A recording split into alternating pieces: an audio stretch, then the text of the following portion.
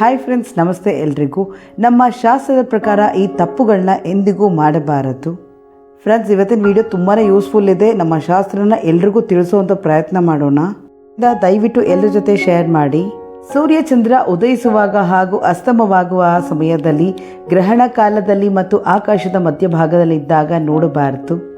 ಗಂಡ ಹೆಂಡತಿ ಮಲಗುವ ಕೋಣೆಯಲ್ಲಿ ಕನ್ನಡಿಯನ್ನು ಇಡಬಾರದು.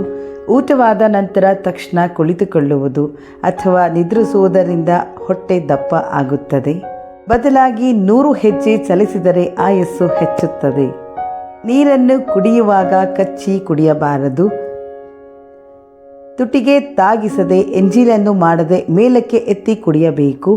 ಪಂಕ್ತಿಯಲ್ಲಿ ಕುಳಿತು ಊಟ ಮಾಡುವಾಗ ಜೋರಾಗಿ ನಗುವುದು, ಮಾತನಾಡುವುದು ಕೆಟ್ಟ ಅಭ್ಯಾಸ ಮಾಡಬಾರದು ಮತ್ತು ಮಧ್ಯದಲ್ಲಿ ಏಳಬಾರದು. ಪ್ರತಿನಿತ್ಯ ಬಾಗಿಲಿಗೆ ನೀರು ಹಾಕಿ ರಂಗೋಲಿ ಹಾಕುವುದರಿಂದ ಧನಾತ್ಮಕ ಶಕ್ತಿಯ ಆಗಮವಾಗುತ್ತದೆ. ಹಾಗೂ ಪ್ರತಿ ಸಂಜೆ ಬಾಗಿಲ ಬಳಿ ದೀಪ ಹಚ್ಚಬೇಕು. ಇದರಿಂದ ಕೆಟ್ಟ ದೃಷ್ಟಿಯನ್ನು ತಡೆಯಬಹುದು. ಇನ್ನು ಮಲಗುವ ಮುನ್ನ ಅಗಸ್ತ್ಯ ಮುನಿ, ಮಾಧವ, ಕಪಿಲ ಮಹರ್ಷಿ, ಆಸ್ತಿಕ ಋಷಿ ಮುನಿಗಳನ್ನು ಧ್ಯಾನಿಸಿ ಮಲಗಬೇಕು. ಫ್ರೆಂಡ್ಸ್, ನಮ್ಮ ಶಾಸ್ತ್ರನ ಬುಕ್ಕಲ್ಲಿ ಓದೋಕ್ಕೆ ಸಮಯ ಇಲ್ಲದೆ ಇರೋರು ಖಂಡಿತ ಈ ವಿಡಿಯೋನ ಎಲ್ಲರ ಜೊತೆ ಶೇರ್ ಮಾಡಿ ಅವ್ರು ಕೂಡ ಅರ್ಥ ಮಾಡಿಸೋಣ. ಥ್ಯಾಂಕ್ ಯು, ಧನ್ಯವಾದಗಳು.